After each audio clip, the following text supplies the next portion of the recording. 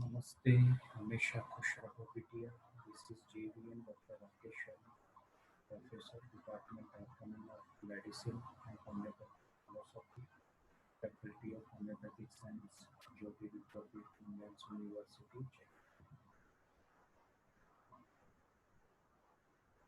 I welcome all of you in today's session. Our today's session is Animal's Theory of Miasm and the Chronic Disease.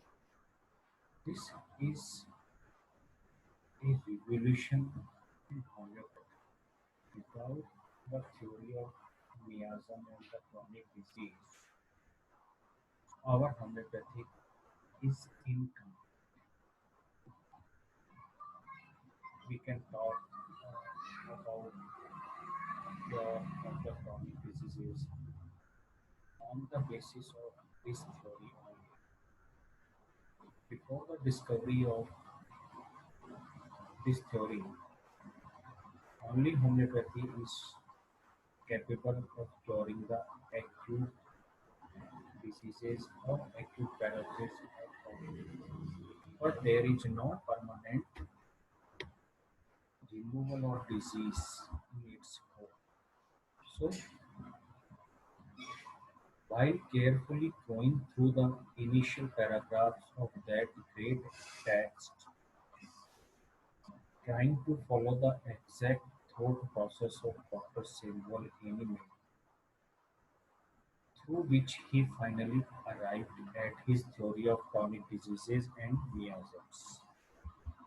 Imagine the desperation and hopelessness Hahnemann experienced over the disappointing outcome of chronic diseases treated on the basis of his originally theory of similia similibus curantur. Listen these words, their beginning was promising, the continuation less favorable, and the outcome hopeless.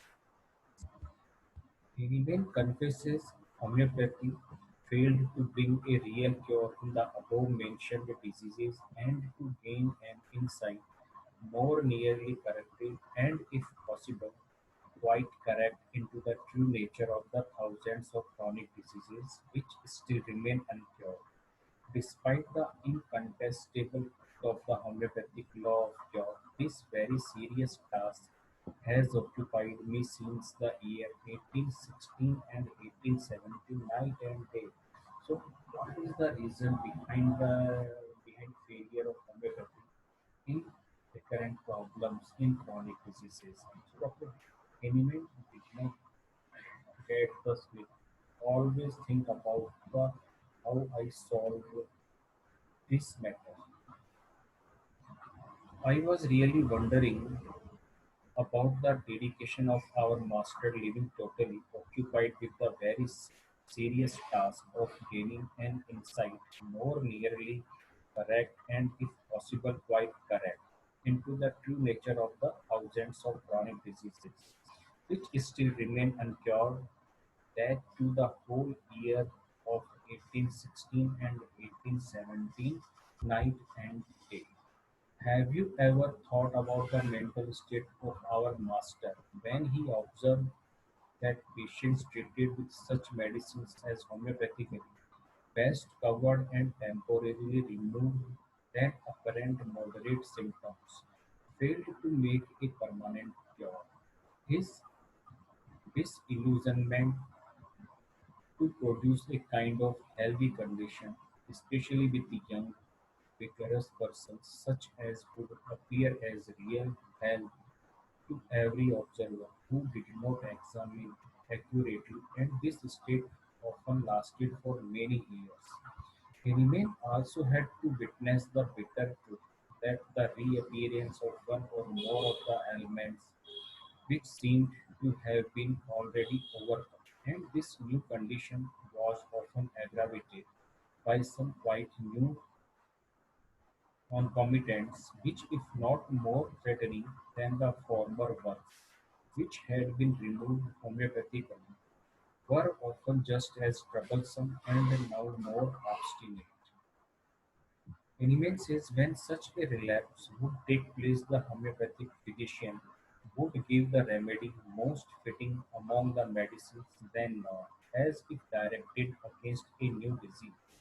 And this would again be attended by a pretty good success, which for the time merely the troubles which seemed to have been removed were renewed.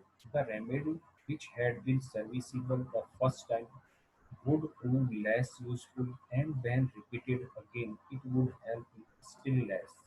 Then perhaps even under the operation of the homeopathic remedy, which seemed best adapted and even where the mode of living had been quite correct, new symptoms of the disease would be added, which could be removed only inadequately and imperfectly.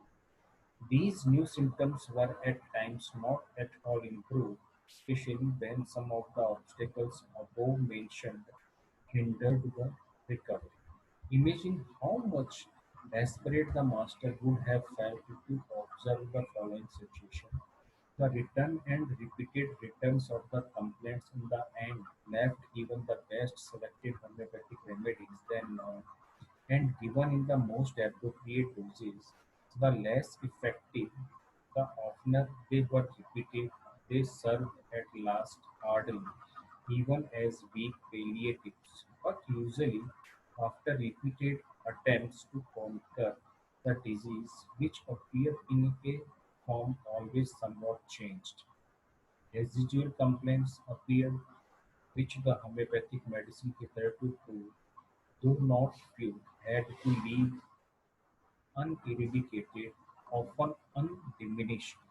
Thus there ever followed varying complaints, ever more troublesome, and as time proceeded, more threatening, and this even while the mode of living was correct.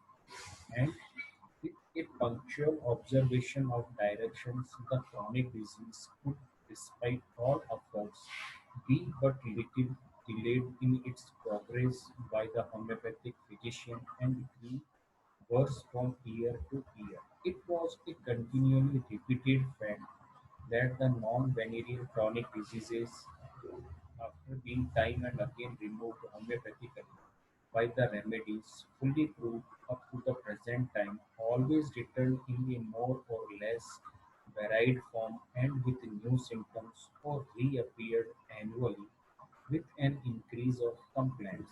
This was and remained the quicker or process in such treatment in all non-venereal severe chronic diseases, even when these were treated in exact accordance with the homeopathic art as hitherto known. This session, powered by Digital Version 2.0 Jyoti Vidyapeeth Women's University. I hope you are satisfied with my digital session. If you have any query, please mention in comment box. I will resolve it. Thank you.